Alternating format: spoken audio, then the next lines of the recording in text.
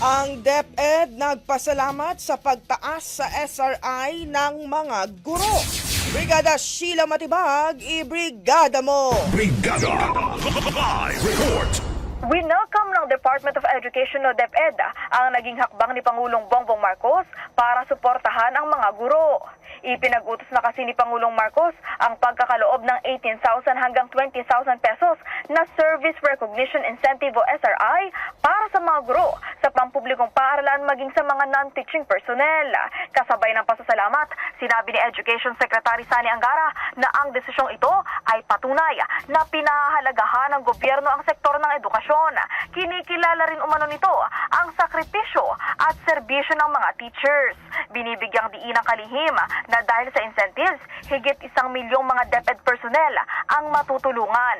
Isang magandang regalo din umano ito ngayong nalalapit na Pasko at Bagong Taon.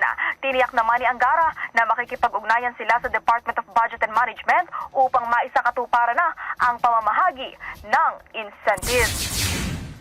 In the heart of changing lives, ito si Brigada Sheila Matibag ng 105.1 Brigada News FM Manila, The Music and News Authority.